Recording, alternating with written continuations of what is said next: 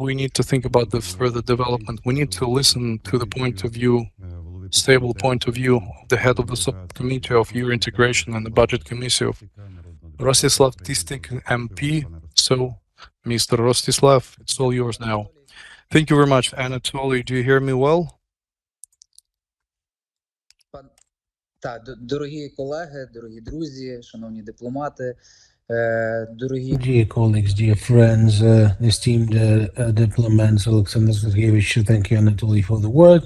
Thank you, Alexander Volodymyrych, for the invitation. I'd like to thank local authorities for your work, for the decent example you set, because some of you were fighting for the survival of your community, and some were on the contact line itself and were responding quickly.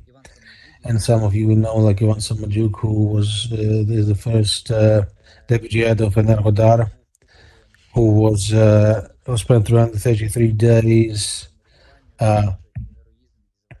imprisoned by the occupiers. So we'd like to thank you for your actions and your heroism.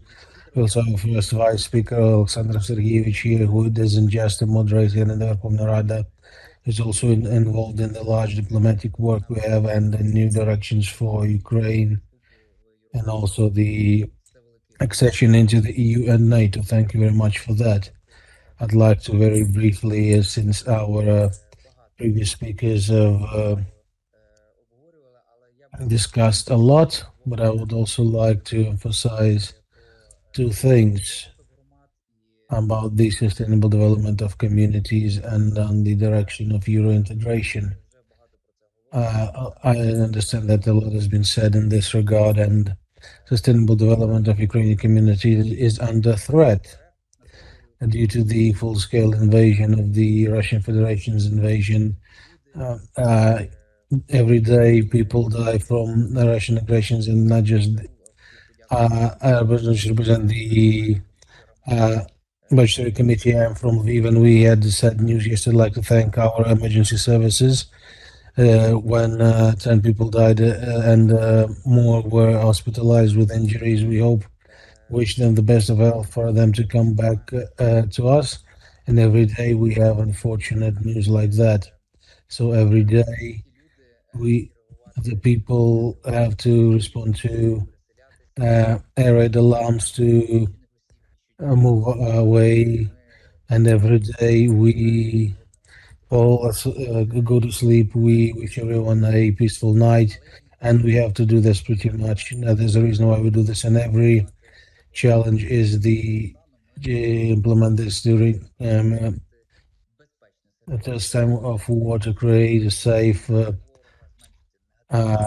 environment for people, to reduce the negative consequences of pollutants, to provide necessary education facilities, and this is only possible with the cooperation of local and central authorities and with the support of international partners and friends.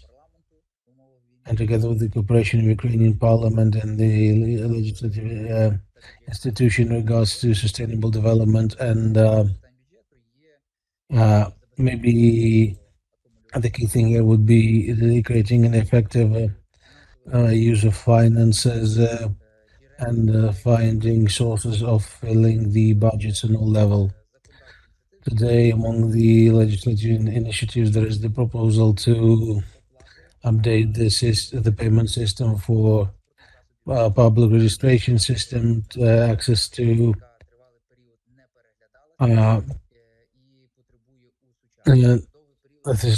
public transportation system, which requires updating. And such initiatives can strengthen the security of traffic in territorial communities, and also for a second add additional 2 billion, up to 2 billion of income. These are the funds necessary to rebuild the communities and build up the road infrastructure in the communities. Other issues which require actualization is updating the form of equalizing the taxation system in territorial communities. Taxation of Ukrainian cities has been working very actively. We respect you very much for this interaction. and the active system is not correspond to. So the government is utilized additional dotations to support communities who've suffered from Russian Federation's activities. One for equalization form has to work in a way to take into account different circumstances and changes in income. Another important issue is regulating the compensation and tariff differences. Local authorities,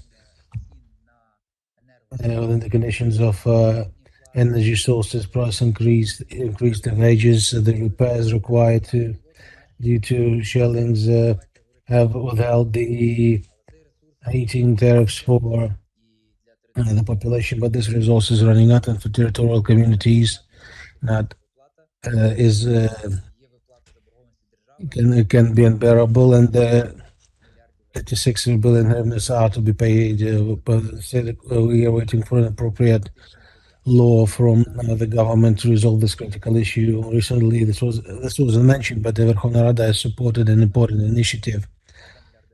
2 billion hryvnias were given to procure and modernize military equipment. At the same time, obligatory funding for 2024 of transitional infrastructure projects is planned. Also, the government has been ordered to